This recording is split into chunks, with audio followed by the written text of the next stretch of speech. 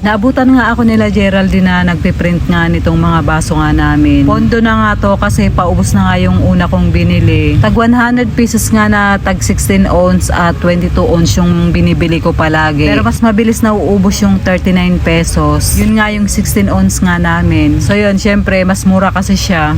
Then sabi ko nga kay Geraldine may mga iihawin nga siya. Yung balcony nga namin, lagi na nga siyang natatambayan nga ng mga customer. Kasi inalis ko na nga yung basura nga doon. Before kasi tambakan talaga siya ng basura ng mga plastic cups. So yun, nung inalis ko nga yung mga basura doon, lagi na nga siyang natatambayan ngayon. At kapag ka may magbe-vape nga at maninigarilyo, dyan na sila nagbe-vape sa labas. Kasi bawal din talaga dito sa loob dahil nga kainan. Maya nga nag-unboxing na rin ako ng mga parcel na dumating sa akin.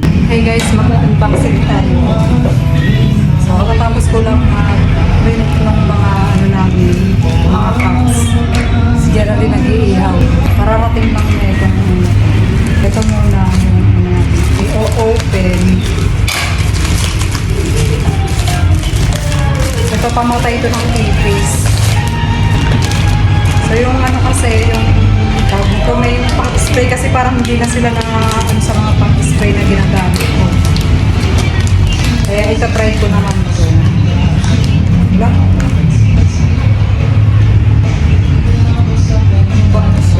Ayan. Parang uusok to. Yan siya. Ta-try ko lang to kasi yung pang-spray na hindi siya lumabas. Para may macchiato. Alam mo. Naulaan ko na siya.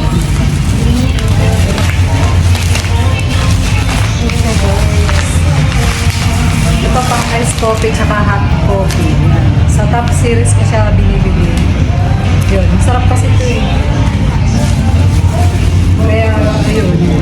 Bukod sa, dahil yung natikman na nila yung bago namin salted caramel. Tawag ko, may kalaban na yung caramel macchiato namin yun. Dati kasi caramel macchiato yung pinaka talagang mabenta. Tsaka yung sponge latte. Kaya ngayon, natikman nila yung bago namin salted caramel. Sarapan sila. Eto, alam ko, tray ko.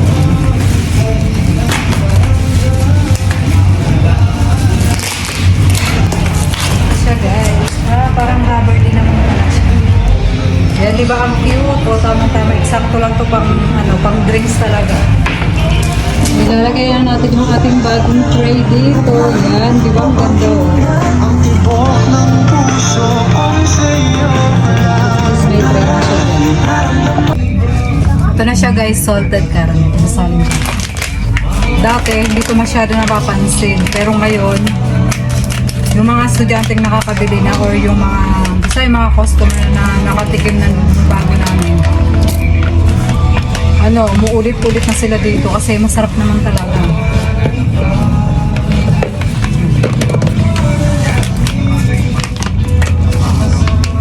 Bali 1 kilo na po. Ayan, madami-dami ito kaya matagal-tagal din maubos ko.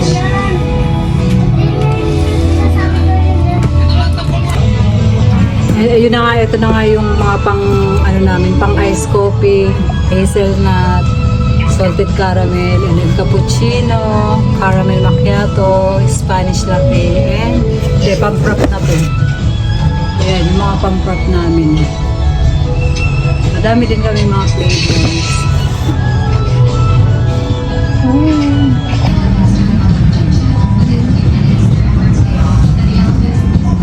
Meron nga kaming customer dito na naging regular customer na namin. Kasi lagi nga siyang natambay nga dito. So yun, naabutan nga niya dito si Tantan at saka si Talia. Kumakain kasi siya dito before, si Gerald yung kasama ko. Natuwa siya kay Tantan at saka kay Talia kasi nung bata pa nga daw yung mga anak niya, ganitong ganito daw na magkasunudan. Then binilan nga niya ng ice cream yung dalawa, pati kami nga nadamay pa. Malapit lang nga yung tinitirhan nga niya dito sa shop nga namin. Kaya pag gusto nga niyang tumambay, pumupunta nga siya dito. Tayo guys. Medyo tahimik kami ngayong gabi.